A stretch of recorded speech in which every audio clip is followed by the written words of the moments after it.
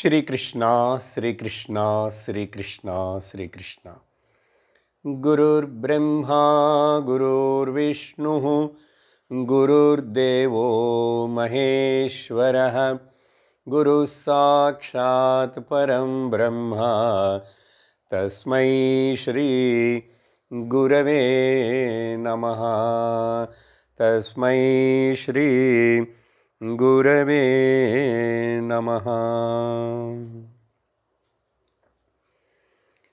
हरि ओम तत्सत्।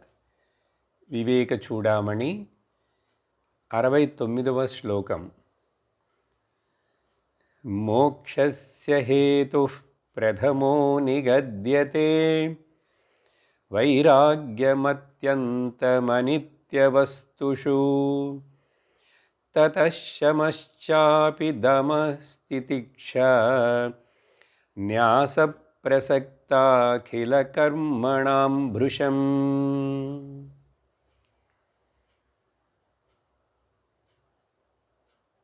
లోకంలో మనుషులకు ఉండే ప్రశ్నలన్నిటికీ పరిష్కారం, శాశ్వత పరిష్కారం వేదాంత జ్ఞానము ద్వారా ఏర్పడును అని ఎవరైతే నమ్ముతారో ఆ నమ్మిన వాళ్లకు ఈ ప్రకరణ గ్రంథమైనటువంటి వివేక చూడామణి ఇది నమ్మాలి. మొదట శ్రద్ధతోటి నువ్వు నమ్మి వినడం మొదలు పెడితే నీకు తెలుస్తుంది ఇది ఒక్కటే మందు అందరికీ, అన్ని ప్రశ్నలకు. సమస్యలు అనేటువంటివి మనుష్యుడికి మనస్సులో వస్తాయి. కానీ మనం నా శరీరానికి సమస్య వచ్చింది, నా కుటుంబానికి సమస్య వచ్చింది, నా ఊరికి, నా గ్రామానికి, నా ఊరికి, నా దేశానికి సమస్య వచ్చిందని మనం ఆ సమస్యని బయట వాటితోటి లింక్ చేస్తాం, ఆధార్ కార్డు లింక్ చేసినట్లు. కానీ నిజంగా వివేకముతోటి ఆలోచించి చూస్తే ఈ సమస్యలన్నీ సమస్యగా కనపడుతుంది. ఎప్పుడంటే ఒక విషయము ఒక మనిషికి అది సమస్య లేక సమస్య కాదా అనేటువంటిది ఆ మనుషుడి యొక్క మనోస్థితి మీద ఆధారపడి ఉంటుంది. కిందటి క్లాస్లో చెప్పాను, అందము అసహ్యము ఈ రెండు బయట లేవు, ఒక మనిషి యొక్క మనస్సులో ఉన్నాయి. ఆ చూసేవాడి యొక్క దృష్టికి తగినట్లుగా ఒకటి అందముగా ఉన్నదా లేక అసహ్యముగా ఉన్నదనేటువంటిది ఏర్పడుతుంది. ఎలా అలా చెప్పగలుగుతున్నారు మీరు అంటే, ఒక మనిషికి నచ్చినటువంటిది, అందమైనటువంటిది మరొక మనుషుడికి నచ్చట్లేదు, అందంగా కనపట్లేదు. Vice versa, opposite also. ఇక్కడ అందము నచ్చటం అంటే కేవలము ఏదో కళ్ళతో చూసేదే కాదు, 5 ఇంద్రియాలతోటి మనం అనుభవించే అనుభవాలన్నీ కూడా రుచి కానీ, శబ్దము కానీ, స్పర్శ కానీ, గంధము కానీ అన్నీ. కాబట్టి మనిషి యొక్క మనస్సుని సరిచేయాలి. మనస్సును సరిచేసేటువంటి ఈ రీఇంజనీరింగ్ ఆఫ్ ద మైండ్, ఈ విద్యకు పేరు ఆత్మవిద్య, వేదాంత జ్ఞానము, తత్వ విజ్ఞానము, బ్రహ్మజ్ఞానము. దీని వలన మాత్రమే ఎప్పుడు ఆ మనస్సు సరిచేయబడుతుందో అన్ని సమస్యలు తీరిపోతాయి. కాబట్టి ఇక్కడ 69వ శ్లోకంలో చూసాం గడిచిన సత్సంగంలో చివరిగా, ఒక మనిషికి వేదాంత జ్ఞానము అర్థం కావాలి అతడు దానిని ఎసిమిలేట్ చేసుకొని ఉపయోగించుకోవాలి అంటే అతడికి కొన్ని క్వాలిఫికేషన్లు ఉండాలని చెప్పారు. ఆ క్వాలిఫికేషన్లలో కూడా ముఖ్యమైనది మరలా వైరాగ్యం అనేటువంటిది ప్రథమమైనటువంటి క్వాలిఫికేషన్ అని 69వ శ్లోకంలో. ఆ తరువాత శమము, దమము, ఉపరతి, తితిక్ష, సమాధానం, శ్రద్ధ ఇవన్నీ ఫాలో అవుతాయి. కానీ వైరాగ్యం మొదట ఉండాలి. వైరాగ్యం అంటే ఏమిటి? సత్యమును తెలుసుకోవాలనే ఆశ ఉండటం, అసత్యము మీద ఉన్నటువంటి భ్రమను తొలగించుకోవటం, అనాత్మ మీద ఉన్నటువంటి అటాచ్మెంట్ని తొలగించుకోవటం, ఆత్మ మీద అటాచ్మెంట్ పెట్టుకోవడానికి పేరు వైరాగ్యం అంటారండి.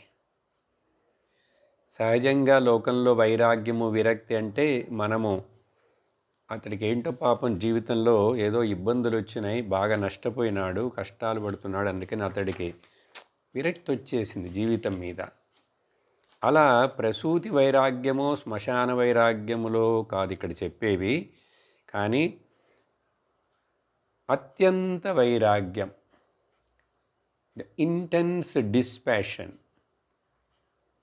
అని చెప్పి ఇక్కడ ఈ శ్లోకంలో చెప్తూ, దానితో పాటుగా అప్పుడు ఆత్మ సత్యమని తెలుసుకోవటానికి ఏవేవైతే నీకు సహకరిస్తాయో అలాంటి పనులు, అలాంటి యాక్షన్స్ మాత్రమే చేస్తూ ఉండు. ఎక్కువ లోక వ్యవహార విషయాలలో, ఆ పనులలో అంతగా పాల్గొనకు. ఇది ఎట్లాంటి సాధ్యం? లోకం విషయములు చూడకుండా నా కుటుంబము, నా వ్యాపారము, నా ఉద్యోగం ఇవన్నీ జరగాలి కదా అని ప్రశ్నిస్తాం. ప్రశ్న కరెక్టే. శాస్త్రం ఏం చెప్తుందంటే నీ కుటుంబాన్ని, ఉద్యోగాన్ని, వ్యాపారాన్ని వదిలివేయమనలేదు. వాటిని ఎక్కువ మరీ వాటిలో బంధాన్ని పెంచుకోకు. వయస్సు పెరగగా బయట లౌకిక వ్యవహార ప్రపంచంతో సంబంధాన్ని, అటాచ్మెంట్ని తగ్గించుకోవాలి. ఇది లా. ఎప్పుడు ఇక్కడ తగ్గించుకుంటావో నీకు ఇన్నర్ అటాచ్మెంట్, జ్ఞానము, భక్తి, శ్రవణ, మన నిధిధ్యాసనల మీద నీకు మనస్సు వెళుతుంది, దానికి సమయము దొరుకుతుంది. కాబట్టి వెంటనే మొత్తాన్ని ఆపేసేయి, మొత్తం పనులన్నీ ఆపే అట్లా చెప్పదు శాస్త్రం.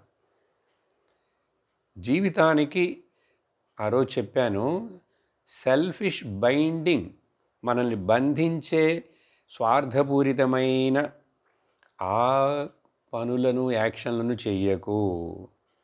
అహంకారమును, బంధమును, ఆశలను పెంచేటువంటి కర్మలను చెయ్యకుండా ఉన్నావంటే నీకు తొందరలోనే జ్ఞానసిద్ధి ఏర్పడుతుంది.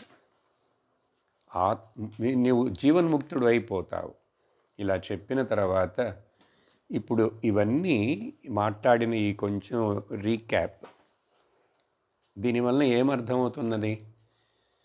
జ్ఞానమును పొందుటకు, జీవన్ముక్తుడవుటకు, మోక్షమును పొందుటకు ఒక మనిషి అనుసరించవలసిన కొన్ని సహకారి సాధనాలు.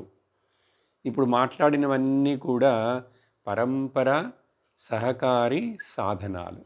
ఇప్పుడు 70వ శ్లోకంలో శంకరాచార్యులు వారు ఆ తర్వాత ఏం చేయాలంటారు? మీరు చెప్పినట్లుగా అవన్నీ చేస్తున్నాను, కానీ ఆ తర్వాత ఇంకేం చేయాలంటే, ఆ తర్వాత సాక్షాత్ జ్ఞానమునకు కారణమైనటువంటి సాక్షాత్ సాధనలను, సహకారి సాధనాలు కాదు, సాక్షాత్ డైరెక్ట్గా అవి చెయ్యాలి. అదేమిటి అవన్నీ చెప్పి 70వ శ్లోకంలో చెప్తున్నారు. తతశ్రుతిస్తత్ మననం సతత్వ ధ్యానం చిరం నిత్య నిరంతరం మునేః తతో వికల్పం పరమేత్య విద్వాన్ ఇహైవ నిర్వాణ సుఖం సమృచ్ఛతి. ఆ తరువాత సమయమును కేటాయించి వారమునకు ఒకరోజైన అట్లీస్ట్ ప్రతిరోజు కూడా చక్కగా ఒక పద్ధతిలో ఒక గురువు దగ్గర నుంచి ఈ శాస్త్ర వేదాంతమును శ్రవణము చెయ్యాలి.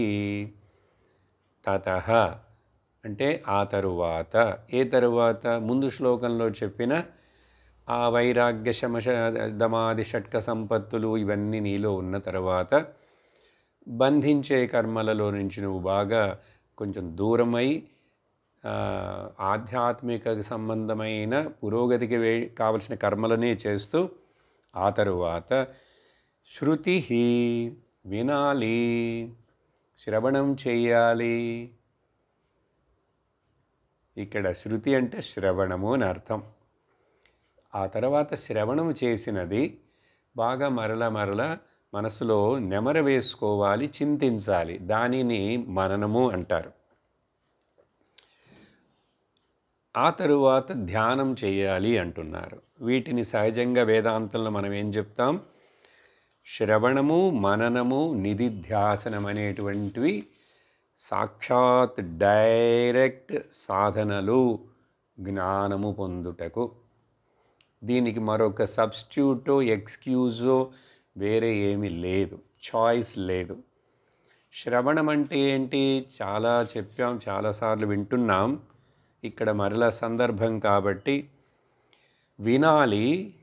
ఏమి వినాలి, ఎలా వినాలి, ఎవరి దగ్గర నుంచి వినాలి?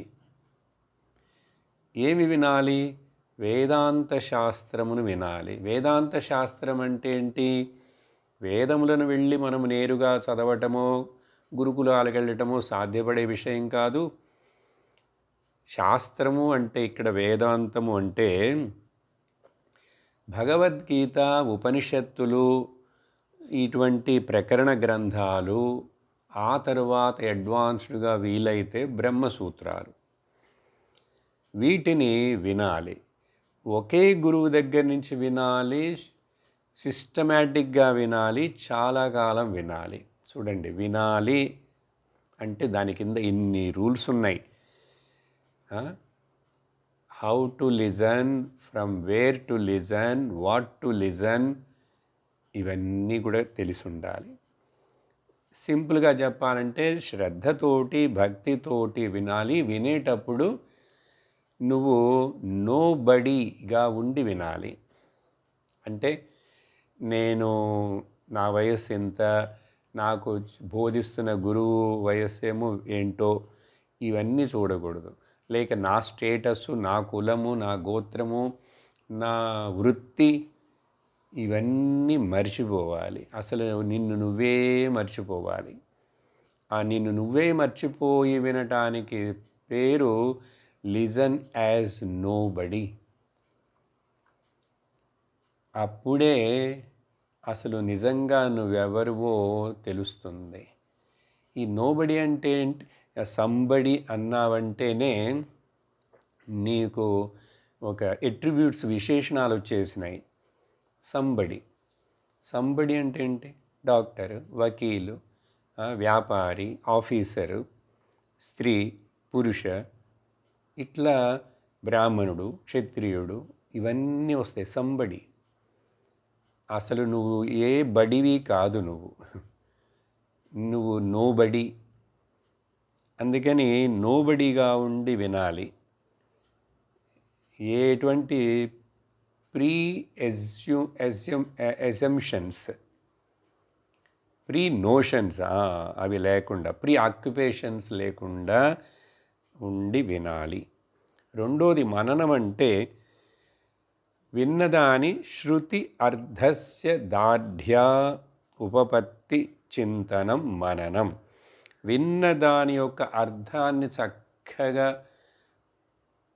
ఎసిమిలేట్ చేసుకోవడానికి కోసం, సందేహాలు ఏమి లేకుండా సందేహరహితము చేసుకోవడం కోసం మరలా చింతిస్తున్నప్పుడు ఆ విన్న దాని యొక్క అర్థంలో దార్ఢ్యత, ఖచ్చితమైన నిర్ణయం, ఇది సత్యం అని చెప్పి ఆ దార్ఢ్యతను ఉత్పత్తి చేయటం కోసం చేసే చింతనకు పేరు మననం.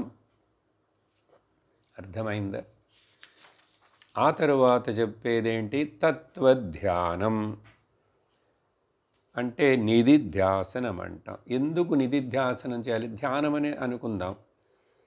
ఇప్పుడు ఇంకా నాకు విన్నదాంట్లో సందేహం లేదు, నేను నిత్యస్వరూపుడను, నేను నిత్యుడను. శాస్త్రం చెప్తున్నది, గురువుగారు చెప్తున్నారు. నిత్యుడనంటే ఏమిటి? ఎప్పుడు ఉండి ఉండాలి. శరీరం ఎప్పుడు ఉన్నదా? లేదు. ఇలా నువ్వే ఈ చింతనలోనే ఈ విషయమే నేను నిత్యుడను అంటున్నారు. అంటే దానినే చింతించి నువ్వు దానిలో ఎస్టాబ్లిష్ అవ్వాలి. నేను నిత్యుడనంటే ఏమిటి అర్థం, అది నాకు ఎట్లా వర్తిస్తుందని ఇలా ఆ విషయంలోనే, లేక నన్ను బ్రహ్మము అంటున్నారు, లేక నన్ను శుద్ధమైనటువంటి ఆత్మ అంటున్నారు. అంటే ఇది ఇట్లా ధ్యానిస్తూ ఇలా చేయటం వలన ఇంతకు ముందున్నటువంటి పాత విపర్యయలు, అంటే వాసనలు, ఓల్డ్ హ్యాబిట్స్ ఉంటాయే, విపర్యయ భావన నివారణార్థం నిధిధ్యాసనం. సందేహం లేదు, చెప్పింది బాగానే అర్థమైంది, విన్నాను, నాకు నచ్చింది, ఇష్టపడుతున్నాను, అన్నీ సరిగా ఉన్నాయి. కానీ పాత మనం పెట్టుకున్నటువంటి కల్పనలు, దాన్ని రాంగ్ నోషన్స్ అంటాం, వాటి వలన వచ్చేటువంటి డిస్టర్బెన్స్ని విపర్యయము అంటారు. తరువాత ఏం చేయాలంటున్నారు? చిరం నిత్య నిరంతరం. చిరం అంటేనే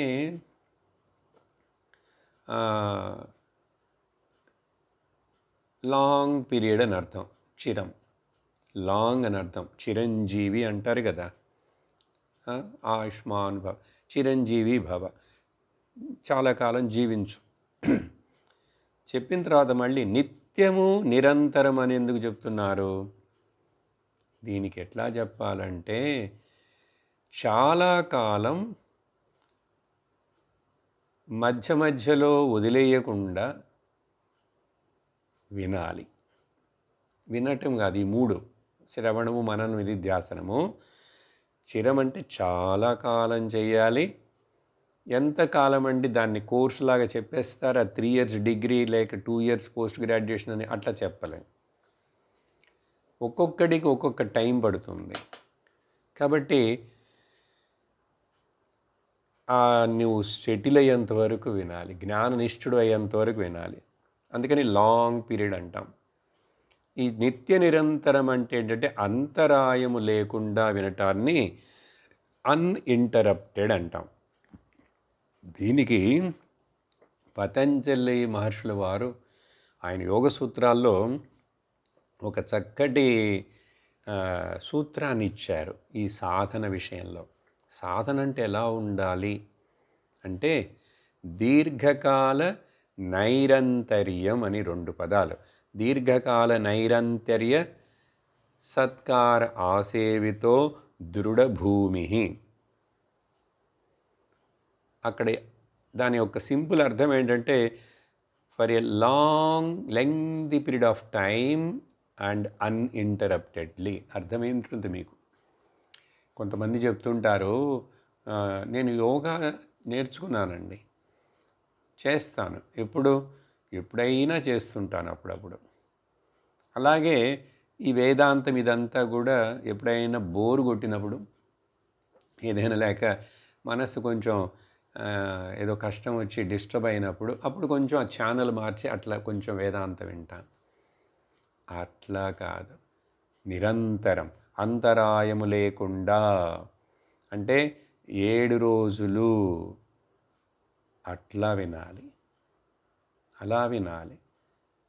అందుకని అప్పుడప్పుడు కాదు, ఒక సబ్జెక్టు, ఒక టెక్స్ట్ ఇప్పుడు మొదలుపెట్టామంటే దాన్ని పూర్తిగా వింటున్నావా, కొన్ని చెప్పి ముగించేశాను కదా. తత్వబోధ, ఆత్మబోధ, దృగ్దృశ్య వివేక, సాధన పంచకం చెప్పాం. అవన్నీ ఒక్క క్లాసు వదలకుండా విన్నావా? కొంచెం ముందు వెనకైనా సరే అది ముఖ్యం. అలా చేసిన వాడిప్పుడు ఇతడు ముని అయిపోయినాడు. ముని అంటే ఏంటి? మననశీలుడైపోయినాడు. ముముక్షు వీడు. మునిహి అంటే ఇక్కడ అర్థం గడ్డము, జుట్టు, ముడులు, రుద్రాక్షలు, అడవులు, గుహలు, అట్లా చెట్టు కింద ఇది ఊహించకూడదు. మనందరం మోక్షము పొందాలని మనకు ఆశ ఉందంటే మనందరం మునులమే. మననశీలులముగా ఉంటే మనం మునులమే. ఆ తర్వాత ఈ విద్వాంసుడు, విద్వాన్ అంటే ఈ వివేకముతోటి ఈ మార్గంలో నడవటానికి నిర్ణయించుకుని వచ్చినటువంటి ఈతడు అవికల్పమైనటువంటి ఇంకా మరొక వికల్పం అనేటువంటిది ఏది లేనటువంటి అత్యంత పరమమైనటువంటిది ఆ నిర్వాణ సుఖమును ఇక్కడే ఇప్పుడే పొందేస్తాడు అంటున్నారు. ఇక్కడ నిర్వాణ సుఖం అనే పదం ముఖ్యం. అవికల్పం అంటే ఇంకా నాకు ఈ వికల్పము, అవికల్పము, సవికల్ప సమాధి, నిర్వికల్ప సమాధి అనే ఆ యోగ భాషలోకి వెళ్ళకండి. ఇక్కడ సింపుల్గా ఇట్లా అర్థం చేసుకోవాలి. అవికల్పం అంటే నన్ను ఇప్పుడు లోకంలో నా చుట్టూ జరిగే విషయాలు కానీ, అవి దైవికమైన మతపరమైన విషయాలు కానీ, లేక వ్యావహారిక లౌకిక విషయములైనా కానీ ఏవి కూడా నన్ను ఇప్పుడు ఇంకా డిస్టర్బ్ చేయట్లేదు. అవి ఏవి నాకు ముఖ్యము కాదు. అవి ఉంటాయి, ఒక పక్కన జరుగుతుండొచ్చు, కానీ అవి ముఖ్యము కాదు. అవి నన్ను గట్టు ఎక్కించలేవు. నాకు అవి మోక్షమునివ్వవు. అవి ఏదో నన్ను కొంచెం దారిలో పెట్టినాయి. ఇప్పుడు నా దారిలో నేను ఇప్పుడు రాజమార్గంలో హైవేలో వెళుతున్నట్లుగా అట్లా ఉంటే చిన్న చిన్న వాటికి, దేవుడి విషయంలో, కర్మల విషయంలో సందేహము, పితలాటకము, మనసులో ఒక రకమైన ఈ వాస్తు జాతకాలు, ఈ గ్రహాలు, ఇవన్నిటిని ఏదో ఒకటి నన్ను లాగుతున్నది, డిస్టర్బ్ చేస్తున్నది అంటే అది వికల్పము. చూడండి, ఏదో ఒక 2 నిమిషాలు 5 నిమిషాలు ప్రయత్నం చేస్తే అందరం కళ్ళు మూసుకొని కూర్చోగలం. కొంచెం సేపు నిశ్చలమైనటువంటి కొంతసేపు మీరు అట్లాగే ఓం నమ శివాయ అలా చెప్తూ ఉన్నారంటే మీ శరీరం అంతా నిశ్చలమై, శ్వాస నిదానమైపోయి కొంచెంసేపు ఒక రకమైనటువంటి చక్కటి శాంతి స్థితి ఏర్పడుతుంది. అది నిర్వికల్పమే. కానీ ఇక్కడ చెప్పేటువంటి ఆ నిర్వికల్పానికి బదులు అవికల్పం అన్నారు, అంతే, వేరే అర్థమే లేదు. నిర్ బదులు ఆ,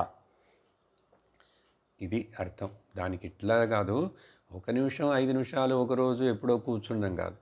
అసలు నీ ఇంటరాక్షన్స్ జరుగుతున్నప్పుడు, నువ్వు ప్రపంచాన్ని చూస్తున్నప్పుడు, ఈ ఇంద్రియాలతోటి నువ్వు మనసు తోటి గమనిస్తున్నప్పుడు కేవలం పర్సెప్షన్ మాత్రం జరుగుతున్నదా లేక ప్రొజెక్షన్ జరుగుతున్నదా? పర్సెప్షన్ అనేటువంటిది భగవంతుడు ఈశ్వరు యొక్క సహజమైనటువంటి సృష్టి. జీవుడు చేసే సృష్టికి పేరు ప్రొజెక్షన్. పర్సెప్షన్లో ప్రాబ్లం లేదు, కానీ ప్రొజెక్షన్లోనే ప్రాబ్లంలన్నీ వస్తాయి. ఎందుకంటే నువ్వు ఒక్కడొక్కడు, అందుకని చెప్పాను ప్రారంభంలో ఈరోజు, వాళ్ళ మనస్సు ప్రొజెక్ట్ చేస్తుంది అట్లా. అందుకనే మానసికంగా దెబ్బతిన్నవాడు, మెంటల్ ప్రాబ్లమ్స్ ఉన్నవాడికి ఏమవుతున్నది, వాడు ఏదో ప్రొజెక్ట్ చేసి కల్పించి ప్రపంచమే ఊహించుకుంటున్నాడు. చూసారా? అట్లా కళ ఒక్కొక్క మనిషికి ఒక్కొక్క రకమైన కళ ప్రొజెక్ట్ అవుతుంది. It is a projection only. అది పర్సెప్షన్ కాదు, కరెక్ట్ కాదు, నిత్యము కాదు, సత్యము కాదు. అదేవిధంగా మెలకులో ఉన్నప్పుడు జరిగే ఈ ప్రొజెక్షన్లన్నీ కూడా జీవకల్పనలు. అందుకని పర్సెప్షన్లో ప్రాబ్లం లేదు, ప్రొజెక్షన్లో నథింగ్ బట్ ద ప్రాబ్లం. కాబట్టి అట్లా చేసుకుంటే నిర్వాణ సుఖం పొందుతారన్నారు. ఈ నిర్వాణం అంటే ఏమిటంటే ఏమి లేదు, అత్యంత శాంతి. నా యొక్క సుఖశాంతి రక్షణలు నిత్య నిరంతరం నాలోనే ఉన్నాయి అనేటువంటి ఒక నిశ్చయ జ్ఞానానికి పేరు నిర్వాణం అండి. ఈ నిర్వాణం అంటే బుద్ధుడు నిర్వాణం పొందాడు, తర్వాత నిర్వాణం అంటే ఆయన సమాధి అయినాడు, ఆయనకి మీద సమాధి కట్టారు ఆయన బతుకున్నప్పుడే. ఇవన్నీ ఆపదానికి వెళ్ళొద్దు. ఈ నిర్వాణం అంటే అర్థం ఏంటంటే ఆవరణము, నిర్వాణము. ఎక్కడైతే నీ మనస్సు బుద్ధి ఇంకా అజ్ఞానం చేత ఆవరించబడలేదో, నీకు ఇప్పుడు సత్యమేమిటి అసత్యమేమిటి, ఆత్మ ఏమిటి అనాత్మ ఏమిటి అనేటువంటిది చాలా తెలివిగా తెలిసిపోతున్నది నీకు చక్కగా. ఆ స్థితి, ఆ మనోబుద్ధి స్థితినే నిర్వాణం అంటారు. అందుకని చచ్చిపోయిన తర్వాత ఏదో అట్లా ఊహించకండి. మోక్ష సుఖం అని దీన్ని చెప్తారు. మనకు వేదాంతం వరకు మోక్షం అంటే ఇక్కడ బతుకున్నప్పుడు ఇక్కడే. ఈ నిర్వాణం అనేటువంటి పదమును భగవద్గీతలో 2వ అధ్యాయంలో ఆ జ్ఞాన విషయము, జ్ఞాని యొక్క లక్షణాల విషయం అంతా చెప్పిన తర్వాత భగవంతుడు చివరిలో కంక్లూజన్ 72వ శ్లోకంలో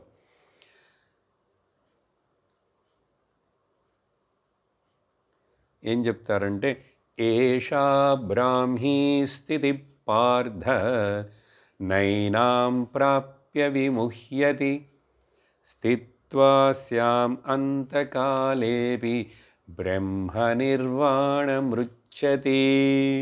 చూసారా? అది అర్థం కావాలంటే ఆ శ్లోకము, ఆ భగవద్గీతలో భగవంతుడు చెప్పిన 2వ అధ్యాయం శ్లోకాలన్నీ చక్కగా వినాలి, అన్నీ వినాలి.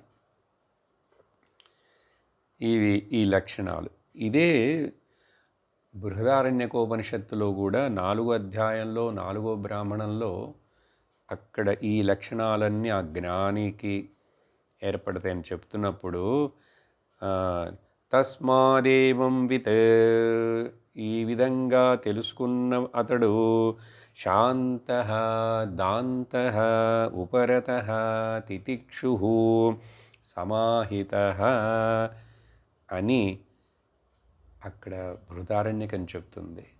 ఇవన్నీ మనం విన్న మాటలేగా, శమం దమం ఉపరతి తితిక్ష. సరే, ఆత్మన్యేవ ఆత్మానం పశ్యతి అంటుంది చివరికి.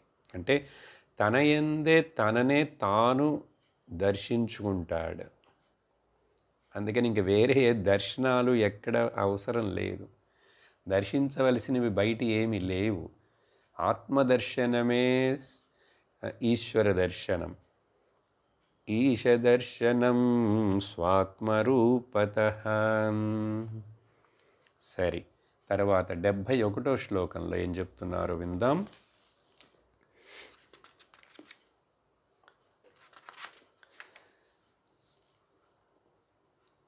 యద్బోద్ధవ్యం తదేదానీం ఆత్మానాత్మవివేచనం తదుచ్యతే మయా సమ్యక్ శ్రుత్వాత్మన్యవధారయ.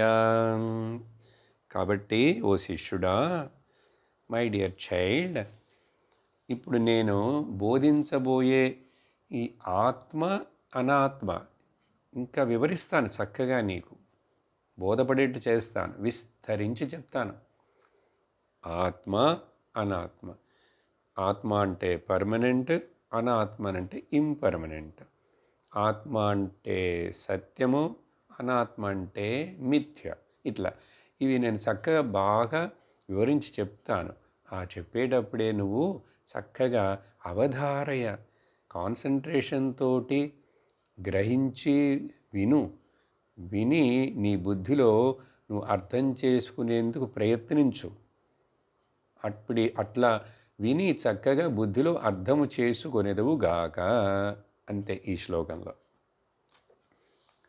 చెప్పిన తర్వాత ఇప్పుడు 72వ శ్లోకం నుంచి ఒక 75వ శ్లోకం వరకు ఎక్కడి నుంచి ఎట్లా మొదలు పెడుతున్నారంటే ఫస్ట్ మనకు తెలిసినటువంటి దానిని చెప్తూ మనకు తెలియదు, నాకు కనపడలేదు అని అనుకుంటున్నటువంటి ఆ సత్యమైనటువంటి ఆత్మను మనకు చూపించేందుకు ప్రయాణం. అంటే దీన్ని ఏమంటారు? గురువు టేక్ మొదట knowing going from known to unknown, తెలిసిన దానిని చూపిస్తూ చెప్తూ నీకు తెలియలేదు, అర్థం కాలేదు, కనపడలేదు అని అనుకుంటున్నటువంటి ఆ సత్యాన్ని చూపించాలి.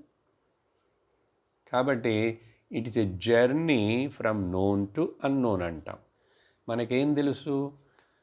నాకు తెలిసిందిదో నాకు ఈ శరీరం ఉందని తెలుసు, ఈ శరీరం నేనని అనుకుంటున్నాను కదా, దీనికి కొన్ని ఆశలు కోరికలు ఉన్నాయి, దీనికి కొన్ని కష్టాలు వస్తున్నాయి అని నాకు తెలుసు.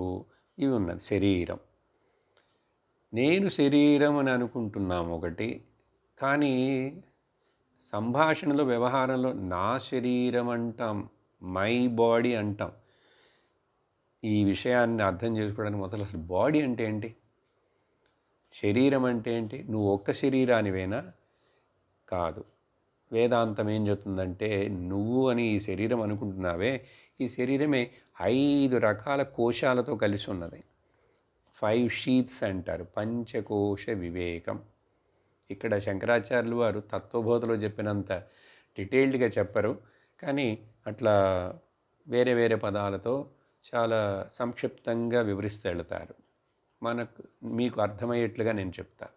అప్పుడు 72, 73 2 శ్లోకాలు కలిపి చదువుతాం, ఎందుకంటే ఆ డిస్క్రిప్షన్ అట్లా కంటిన్యూషన్గా ఉంది.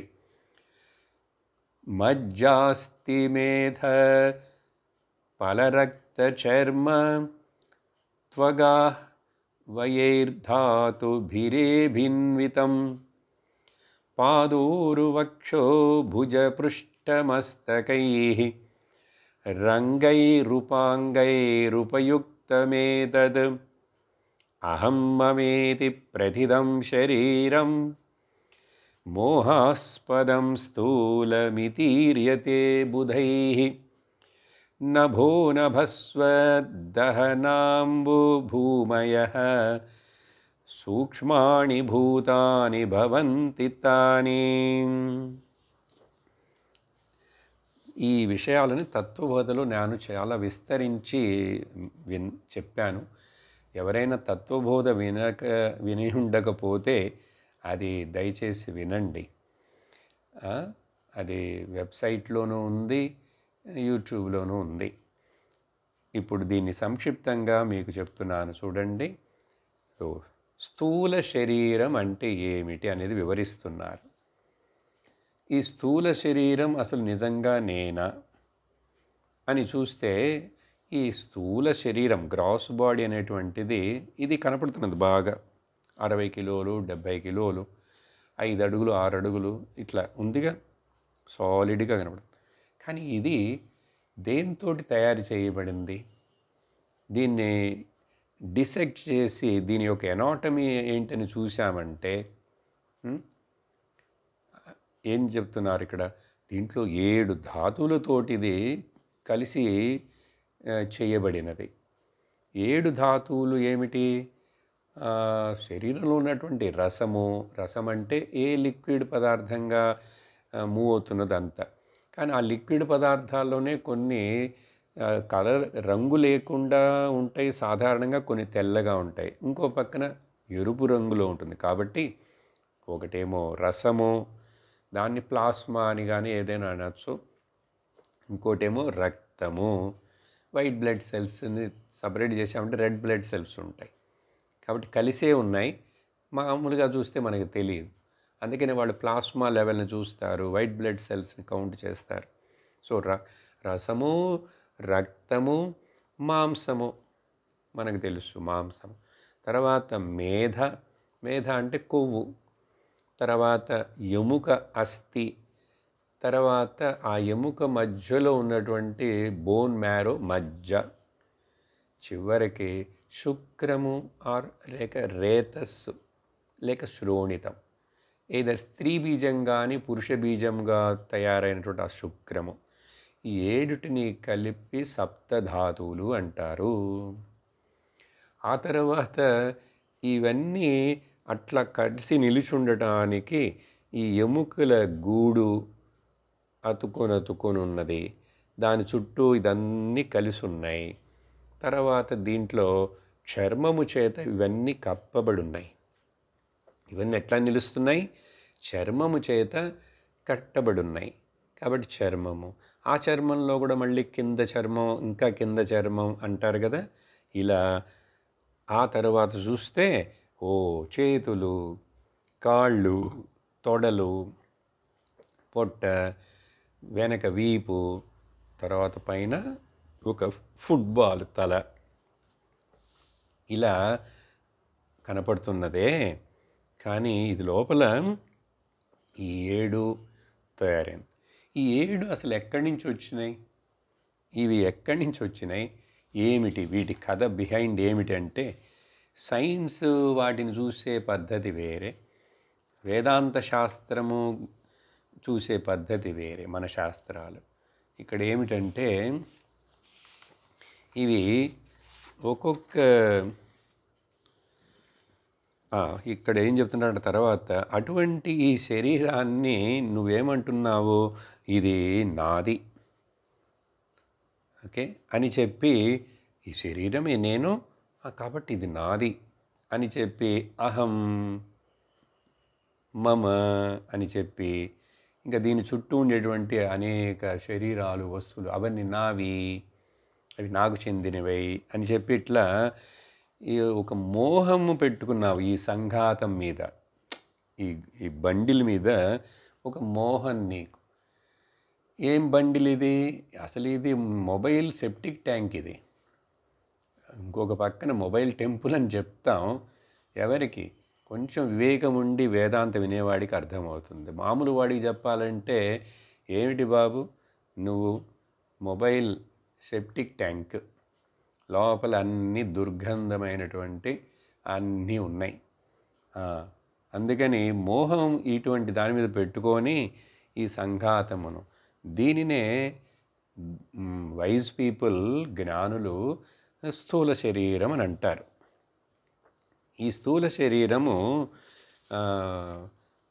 ఏ పంచభూతాలు వెనక, దీని వెనక అసలు మెయిన్ ఇంగ్రీడియంట్స్ ఏమిటంటే పంచభూతాలు.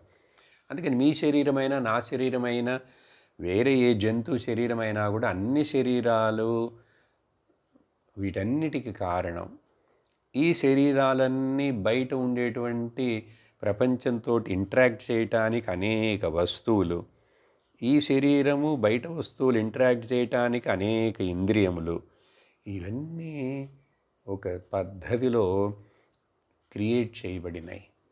ఎక్కడి నుంచి క్రియేట్ అయిన ఇవన్నీ అంటే, తైత్రీయ ఉపనిషత్తులో చెప్పినట్లుగా ఇవన్నీ తస్మాద్ ఆత్మనః ఆకాశం సంభూతః, ఆ ఆత్మలో బ్రహ్మంలో నిందే ఆయన యొక్క అక్కడ మాయాశక్తి అనేటువంటిది ఒకటి చలనం ఏర్పడినప్పుడు అది బ్రహ్మములో ఉన్నటువంటిదే. ఆ మాయాశక్తి బ్రహ్మము యొక్క శక్తి, ద క్రియేటింగ్ పవర్.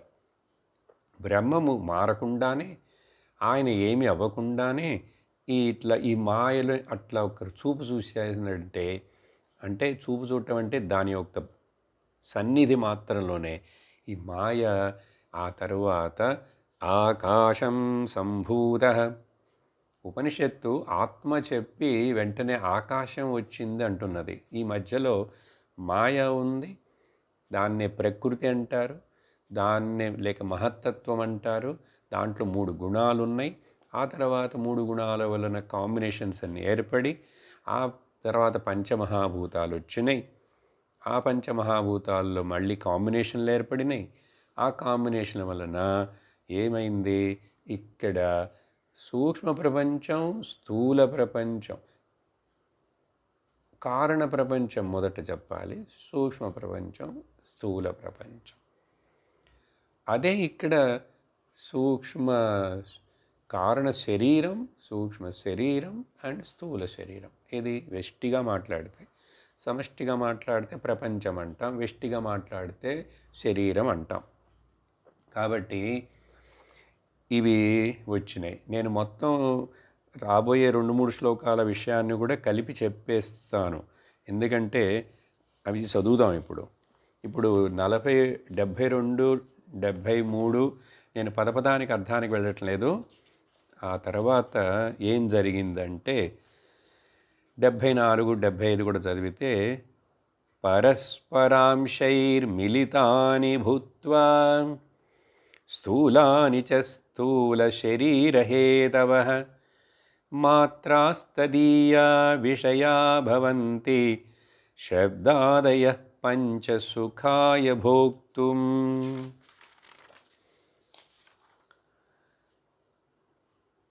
ఓకే, 74 చెప్తాను మొదట, తర్వాత 75కి వెళ్తాను. ఎందుకంటే అక్కడ కొంచెం శంకరాచార్య వారు తిడుతున్నారు. దీన్ని ఇట్లా అర్థం చేసుకోకుండా మూఢుడు దీనితోటి ఎంతో అటాచ్మెంట్ పెట్టుకుంటాడు ఏంటని అంటారు. సరే, 74 ఒక స్పీడ్గా చెప్పేస్తాను, అర్థమవుతుంది. ఇప్పుడు ఎంతవరకు చెప్పాం? అక్కడి నుంచి పంచభూతాలు. ఆకాశాద్వాయు వాయోరగ్ని అగ్నేరాపః ఆప పృథివీ పృథివ్యాం ఓషధయ ఓషధిభ్యోన్నం అన్నాత్ పురుషః అని ఒక ఆర్డర్ చెప్తుంది తైత్రీయ ఉపనిషత్తు. ఏమీ లేదు, ఏదో నేను చదివానని మీరు భయపడకు. ఆకాశం వచ్చింది, ఆకాశంలో నుంచి వాయువు వచ్చింది, వాయువులో నుంచి అగ్ని వచ్చింది, అగ్నిలో నుంచి జలం వచ్చింది, జలం తర్వాత పృథివీ వచ్చింది అని 5 పంచ భూతాలు. ఈ భూతాలు మొదట అవి వచ్చినప్పుడు వాటిగా ఉన్నప్పుడు అవి సూక్ష్మ భూతాలు అంటాం. ఆ తర్వాత ఏమైందంటే వాటిల్లో అన్నిట్లో 3 గుణాలు ఉన్నాయి, సత్వ రజ స్తమో గుణాలు. అవి ఒక్కొక్క గుణం ఒక్కొక్క జ్ఞానేంద్రియముగాను, ఒక్కొక్క గుణము కర్మేంద్రియముగాను, సాత్విక గుణము జ్ఞానేంద్రియములుగాను, రజోగుణము కర్మేంద్రియములుగాను అయినాయి. కానీ ఆ తర్వాత అట్లా అయిన తర్వాత వాటిని తన్మాత్రలు అని చెప్పి ఒక్కొక్క ఇంద్రియానికి ఒక్కొక్క పవర్, శక్తి ఉంది. వాటిని తన్మాత్రలు అంటారు. ఏమిటి 5? మనకి తెలిసినవే: శబ్ద, స్పర్శ, రూప, రస, గంధ కదా. Sound, touch and form, then taste and గంధ, స్మెల్. శబ్ద, స్పర్శ, రూప, రస, గంధ 5 ఇంద్రియాలు. వాటి వెనక ఈ శక్తి, వాటిని తన్మాత్రలు అవి ఉన్నాయి. ఆ తర్వాత ఏమైందంటే ఈ 5 పంచమహాభూతాలు మనందరం కలిసి ఒక వేరే కాంబినేషన్ తయారు చేద్దాం అని చెప్పి అవి షేర్ చేసుకున్నాయి. ఆ షేర్ చేసుకోవడాన్ని పంచీకరణం అంటారు, గ్రాసిఫికేషన్ అంటారు. ఎందుకంటే ఇప్పుడు ఆ పంచీకరణం అయితే కానీ ఈ స్థూల శరీరం రాదు. అలా పంచీకరణం అయిన తర్వాత వాటన్నిటి యొక్క తామస గుణం కలిసి మొత్తం సమష్టిగా వచ్చినదే ఈ స్థూల దేహం. అందుకని దీన్ని స్థూలం అంటాం, తామసిక కాంబినేషన్. కానీ రజోగుణం అన్ని పంచభూతాల రజోగుణం కాంబినేషన్ వల్ల వచ్చినవి పంచప్రాణాలు అండ్ కర్మేంద్రియాలు. అన్ని పంచభూతాల సూక్ష్మ సాత్విక అంశంలోంచి వచ్చింది మనస్సు అండ్ జ్ఞానేంద్రియములు. ఇలా ఈ సృష్టి అంతా మొదలై ఇంకా అవే బయట ఆబ్జెక్ట్స్ ఈ పంచభూతాల కాంబినేషనే. వాటిని అనుభవించే ఈ ఇండివిజువల్ మనుషుడు కూడా 5 భూతాల కాంబినేషనే. కాబట్టి ఇలా ఈ భూతాలన్నీ వచ్చినాయి. భూతాలంటే రాక్షసుల భూతాలు కాదు, పంచభూతాలు. ఈ తర్వాత ఇది చెప్పి ఇప్పుడు దీని యొక్క నిజమేంటి, అసలు ఇవన్నీ ఆత్మలోంచి వచ్చినాయని చెప్పాం. ఇప్పుడు మరి ఆ ఆత్మ ఎక్కడున్నది? ఆత్మ అంతటా ఉన్నది. నువ్వు అనుకుంటున్నటువంటి నిజమైనది ఆత్మ. అందుకనే నా శరీరం అంటారు. నా శరీరానికి అంటాడు. ఎప్పుడైతే నా కారుకి రిపేర్ అయిందంటాడు. కారు వేరు, నువ్వు వేరు కదా. నా ఇంటికి రిపేర్ అయిందంటే అయింది. అలాగే నా చేతికి నొప్పి పుట్టుతున్నదంటే నువ్వు వేరు, చెయ్యి వేరు, అందుకని తెలుసుకున్నావు.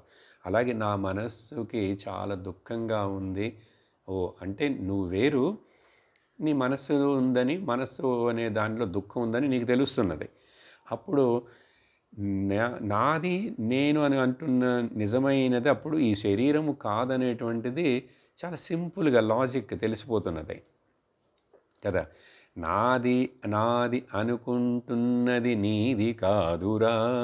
ఏదైనా సరే, ఏదైనా ఈ సెల్ ఫోన్ నాది, లేక ఇదో ఈ కుండ ఇది నాది అన్నానంటే నేను వేరు, ఈ కుండను వేరు. మా ఇంట్లో మా కుక్క అండి అంటాడు. నా కుక్క అంటే కుక్కలు కూడా పెంచుతున్నారు ఇళ్ళల్లో అంటే అప్పుడు నేను వేరు, ఆ కుక్క వేరు కదా. అది ఎట్లా అని మరి కరెక్టే కదా. నేను కుక్క ఒకటవుతానా ఏంటి? అప్పుడు నీ కుక్క నీ ఇల్లు నీ కారు అని చెప్తున్నావు. అలాగే అప్పుడు నీ శరీరం నా శరీరం అంటున్నావంటే నువ్వు శరీరం కాదు కదా. ఎప్పుడైనా ఆలోచించావా? ఇది ఆలోచించకుండా ఈ మూఢుడు ఎవరైతే అని కొంచెం తిడుతున్నారు. ఎక్కడ 75లో ఎలా తిడుతున్నారు? ఏషు మూఢా విషయేషు బద్ధా రాగోరుపాశేన సుదుర్దమేన ఆయాంతి నిర్యాతి అధ ఊర్ధ్వముచ్చైః స్వకర్మదూతేన జవేన నీతాః. ఇలా గురువు దగ్గరికి వెళ్ళకుండా, వివేక చూడామణి వినకుండా, చదవకుండా, లోకంలో చూస్తున్నదే గొప్ప, అదే సత్యం అనుకుంటూ పరిగెడుతున్న ఈ మూఢుడున్నాడే, మూర్ఖుడు, అవివేకుడు, ఏమవుతున్నాయి?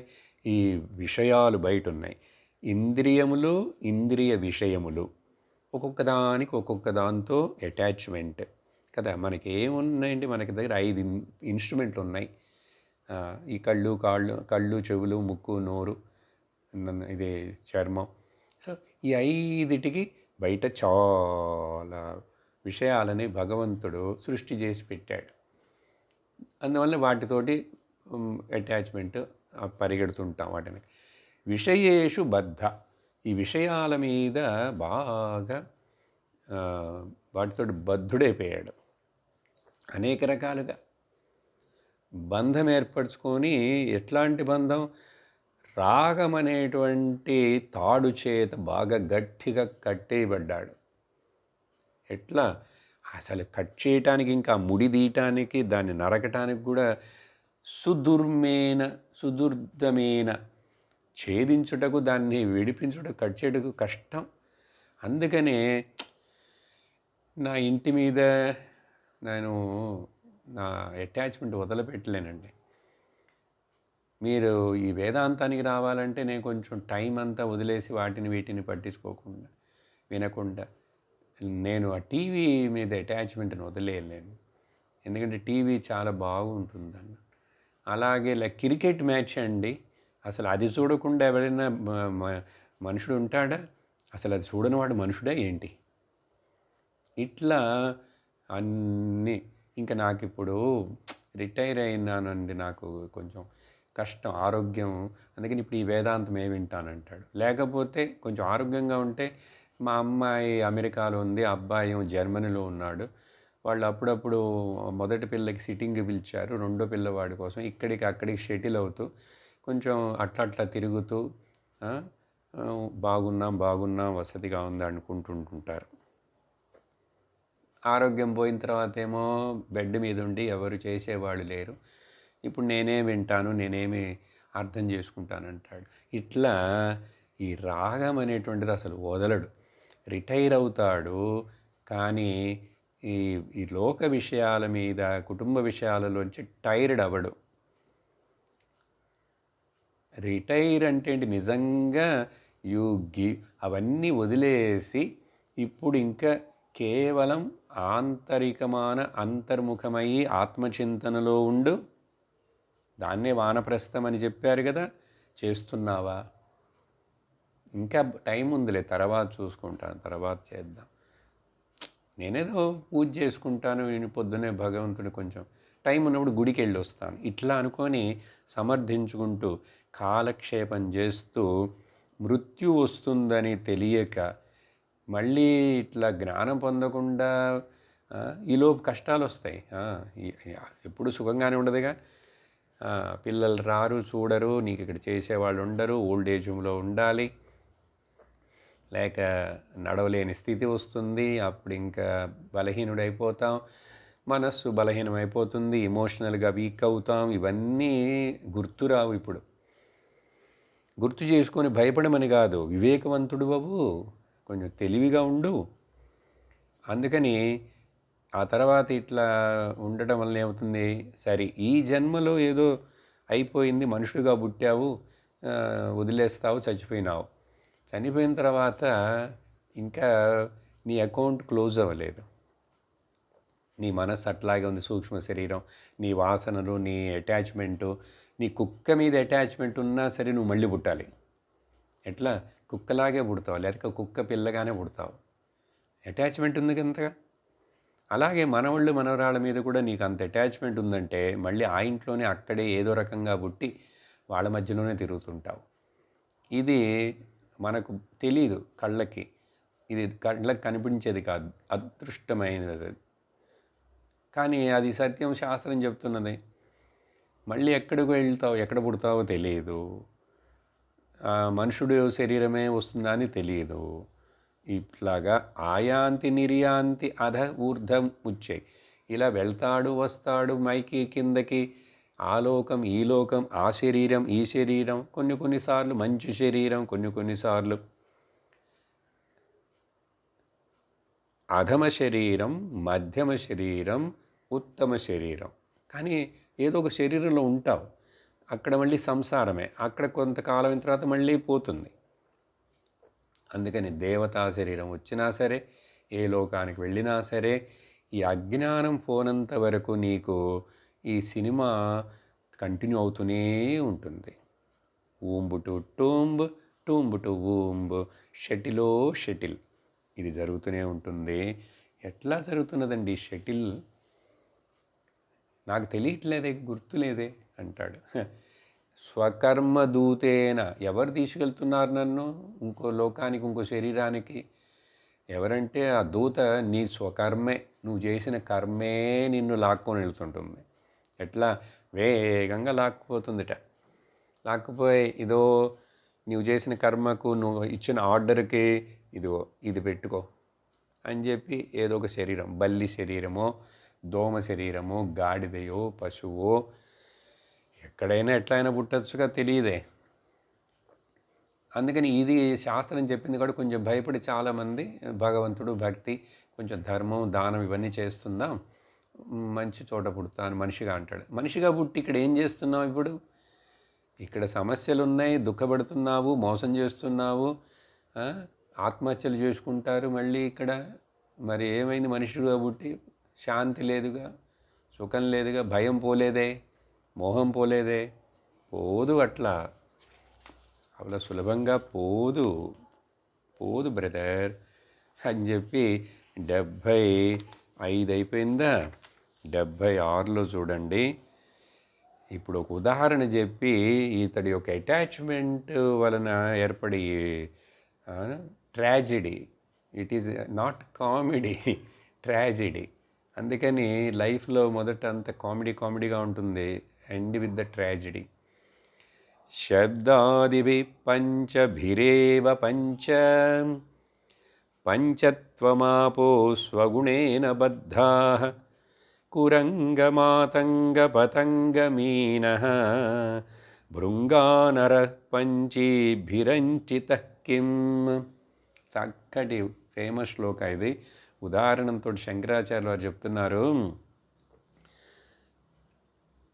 లోకంలో చూస్తే కొన్ని జీవరాశులు దానికి వాటికి కూడా 5 జ్ఞానేంద్రియాలు ఉన్నాయి మనలాగానే. వాటిల్లో ఒక్కొక్క జ్ఞానేంద్రియం దాని విషయానికి అది బానిసైపోయి అది ఎట్లా బలైపోతున్నదో చూడు అని ఒక్కొక్క ఇంద్రియానికి దాని యొక్క ఇంద్రియ విషయమునకు లోనైపోయినప్పుడు అని ఏం చెప్తున్నారు? ఈ శబ్ద ఆది శబ్ద స్పర్శ రూప రస గంధ ఇవి 5 పంచ ఉన్నాయి. వీటిల్లో ఈ 5లో మనుషుడు ఏదో ఒకదానికి లేక జంతువులు వాటికి పంచత్వమాపు స్వగుణేన వాడి యొక్క లోపల ఉన్నటువంటి నేచర్ క్యారెక్టర్కి తగినట్లుగా వాసనలకు తగినట్టుగా దానికి బద్ధుడైపోతాడుట. ఒక్కొక్కడు ఒక్కొక్క దానికి. ఎట్లా ఉదాహరణ చూడు. మొదట ఏం చెప్తున్నారంటే జింకని గురించి చెప్తున్నారు. కురంగ జింక దాన్ని వేటాడి పట్టుకోవాలనేటువంటి ఆ వేటగాడు ఏం చేస్తాడట, దానికి ఏదో ఒక చక్కటి మ్యూజిక్ లాంటిది ఫ్లూట్ ఏదో వాయిస్తాడట. ఈ జింకకి ఏంటంటే ఏదైనా సౌండ్ వింటే దానికి చాలా అట్రాక్ట్ అవుతుంది. ఎందుకంటే దాని చెవులు చాలా అలర్ట్గా ఉంటాయి. తప్పించుకోవడానికి జంతువులు క్రూరమృగాలు వస్తే పరిగెట్టడానికి కూడా అలర్ట్గా ఉంటాయి. కానీ ఈ బోయవాడు ఏదో ఒక నాదం చేసి చక్కగా మెలోడియస్గా వాయిస్తుంటే ఈ సౌండ్ ఎక్కడి నుంచి వస్తున్నది, ఇది ఎక్కడి నుంచి వస్తున్నది అని అనుకొని ఆ సౌండ్ని తెలుసుకోవడం కోసం దగ్గరికి వెళ్తుందట. వీడేమో చెట్టు మీద కూర్చొని ఉన్నాడు. చెట్టు మీద కూర్చొని బాణం రెడీగా పెట్టుకున్నాడు. ఎందుకంటే ఆ మ్యూజిక్ వాస్తే కానీ దగ్గరికి రాదు. దగ్గరకు వస్తే కానీ బాణాన్ని గురిపెట్టి వదలలేను. అది కొంచెం అట్లా దగ్గరకు వచ్చి అట్లా ఇట్లా చూస్తున్నప్పుడు ఇతడు మ్యూజిక్ ఆపేశాడా, బాణం వదిలేస్తాడు. ఏమవుతుంది? లేక కింద వల వేసి ఉంటాడు, చిక్కుకుపోయింది, ప్రాణం పోయింది కదా. ఏది? ఈ చెవు శబ్దానికి అది బానిసైపోయింది. అలాగే చూస్తే ఇంకొకటి, ఈ ఏనుగు ఉంది చూసారా? ఏనుగు, మగ ఏనుగు ఆడ ఏనుగు యొక్క శరీర చర్మ స్పర్శ అంటే దానికి చాలా అట్రాక్షన్, పర్టికులర్లీ ఆ మేటింగ్ సీజన్ వచ్చినప్పుడు. అందుకని ఆ ఏనుగుని ఒకవేళ పట్టేయాలనుకుంటే ఆ మావటి వాళ్ళు ఏం చేస్తారంటే దూరంగా ఒక ఆడ ఏనుగు నిలబెడతారు. ఈ మధ్యలో ఇటువైపు నుంచి మగ ఏనుగు వస్తుందని తెలుసు, కింద పెద్ద గుంట తీస్తారు. ఆ గుంట మీద బాగా ఆకులు కప్పేస్తారు. అది వస్తుంది దగ్గరికి వచ్చిన తర్వాత దాన్ని తాకాలని, దాన్ని స్పర్శించాలని వచ్చి అట్రాక్షన్ తోటి అది ఆ గుంటలో పడిపోతుంది. ఇట్లాగా అవుతుంది. దాన్ని ఇంక తర్వాత బంధిస్తారు. కొన్నిసార్లు దంతాల కోసం, చర్మం కోసం దేనికైనా చంపేస్తారు కూడా. చూసారా? బానిసైపోయింది దేనికి? స్పర్శ విషయానికి. తర్వాత ఏం చెప్తున్నారంటే పతంగం అంటే ఈ చిన్న లైట్ పురుగులు అంటాం కదా. మనకు సీజన్లో అప్పుడప్పుడు కొంచెం వర్షం పడంగానే ఆ మట్టిలో నుంచి ఉసిళ్ళు వస్తాయి. ఎన్నొస్తాయి? వేల సంఖ్యలో అట్లా వచ్చేస్తాయి. వచ్చి ఎక్కడికి ఫస్ట్ ఇన్ని రోజులు అవి భూమిలో చీకట్లో ఉన్నాయి. అందుకని దానికి బయటికి రాగానే ఆ లైట్ అట్రాక్షన్ కోసం, ముఖ్యంగా ఎండలో పగలు రావు ఉసిళ్ళు బయటికి. చూసారా? అది కరెక్ట్గా ఆ వర్షం సీజన్లో మెత్తటి మట్టిలో ఉంటాయి. అదేదో టక్కని సందర్భానికి బయటకు వస్తాయి. రాగానే మండుతున్న నిప్పులు, లేక ఇప్పుడు నిప్పులు ఎక్కువ కనపడవు, లైట్లు కదా, మన కారు లైట్లు, ఇంట్లో లైట్లు, వీటన్నిటి దగ్గరికి వచ్చి ఇంకా ఆ లైట్ని ఏంటో తినేయాలని చెప్పేసేసి రూపం చూసి ఇంకా అక్కడక్కడే తిరుగుతూ ఆ లైట్ని కొట్టుకుంటూ చివరికి రెక్కలు ఇరిగిపోయి కింద పడిపోతుంది. దాన్ని చీమలు వచ్చేసి తినేసి ఖాళీ చేస్తాయి. చూసారా? ఆ ఉసిళ్ళు వండుకొని తినే మనుషులు కూడా ఉన్నారు లోకంలో. ఎనీహౌ ఇట్లా నిప్పులు ఉన్నాయంటే ఇంకా చాలా మామూలు పురుగులు కూడా ఉసిళ్ళే కాదు. ఎక్కడైనా నిప్పు అంటించామనుకోండి సాయంకాలం రాత్రి సమయంలో చాలా చుట్టూ ఉండే గడ్డిలు అక్కడెక్కడ ఉండే పురుగులు ఆ లైట్కి అట్రాక్షన్ అయిపోయి అట్లా వచ్చేసి మన ఇళ్లలోనే కొన్ని చోట్ల మెట్ల దగ్గర అంత గ్లాస్ డోర్ ఏదైనా పెట్టామంటే అది ఎట్లాగో ఇటువైపు వచ్చింది. వచ్చిన తర్వాత ఇంకా ఆ గ్లాస్ డోర్లో బాగా వెలుతురు కనపడుతుంటే దానికి అట్రాక్షన్ అట్నుంచే వెళ్ళాలని చెప్పి ఆ గ్లాస్ డోర్ని డాష్ చేస్తూ ఉంటుంది. కానీ వెళ్ళలేదు అటు. వచ్చిన దోవ వెనకుందని చెప్పి వెళ్ళొచ్చు కదా. అంటే ఆ లైట్ కంటే ఈ లైట్ అట్రాక్షన్గా ఉంది. కొట్టుకొని అక్కడే పడిపోతుంది, చచ్చిపోతుంది మధ్యాహ్నం కల్లా.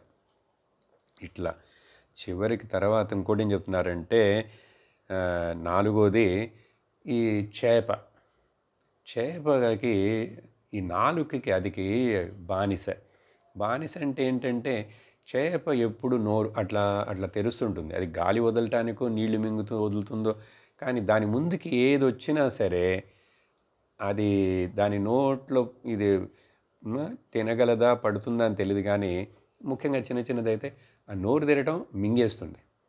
అది ఏంటి మంచిదా చెడ్డదా ఏమిటని తెలీదు, మింగేస్తూనే ఉంటుంది. ఇట్లా నోరు తెరవడం, వచ్చిన దాన్ని మింగటం, రుచి. నాలుకకు బానిస అయిపోయిందా. ఇప్పుడు ఈ చేపలు పట్టేవాడు ఎర్ర పెడతాడు, చిన్న గాలం వేస్తాడు కదా. ఆ గాలం వేసి ఎర్రబెట్టినప్పుడు ఇంకా దాని దగ్గరికి వచ్చి అదేదో ఉంది దానికి తినాలని చెప్పి ఇట్లా వచ్చి టక్కన నోరు తెరిచి అట్లా పట్టేస్తుంది. గాలం గుచ్చుకుంటుంది, వీడు బయటికి తీస్తాడు, ఇంటికి తీసుకెళ్తాడు, చేపల కూర చేసుకుంటాడు. ఎందుకు అంత ఇదంటే నోటి దగ్గరికి వచ్చినవన్నీ తినేయటమేనా?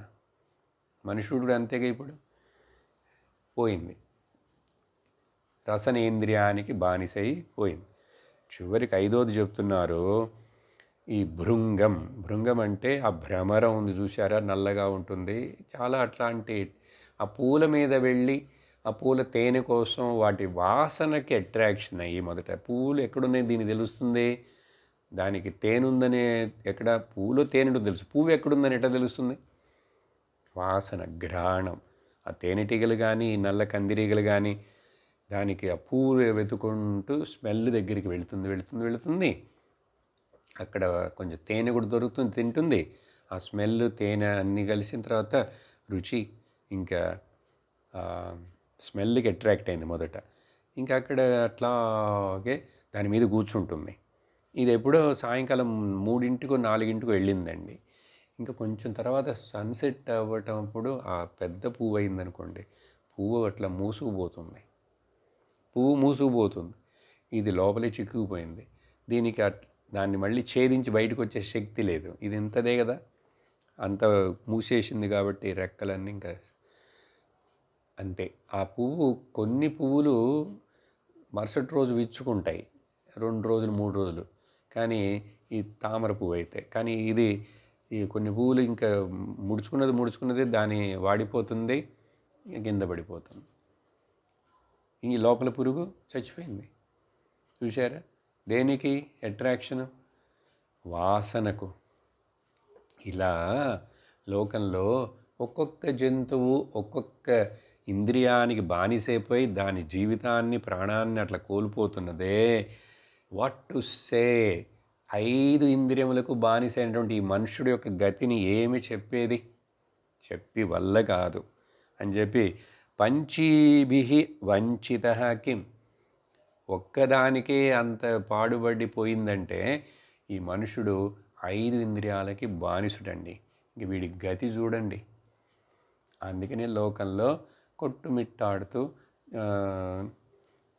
దుఃఖపడుతూ కష్టపడుతూ భోగాలు అని చెప్పి లగ్జూరియస్, ఇంకా దానికి అంతం లేకుండా దానికోసం అధర్మం చేస్తాడు, అక్రమం చేస్తాడు, ఏదైనా చేస్తాడు. అందుకని ఇంద్రియ నిగ్రహం లేనివాడు వింత పశువు, విద్య లేనివాడు వింత పశువు అని చెప్తాం, అది వేరే. ఇంద్రియ నిగ్రహం లేదు, వాడు ఆధ్యాత్మిక విద్యకు సరిపడాడు. కాబట్టే అందుకని మొదట దమం శమం ఇవన్నీ చెప్పబడినాయి. 66వ శ్లోకం వరకు చూసాం. ఈరోజు ఇప్పుడు నిలిపేద్దాం.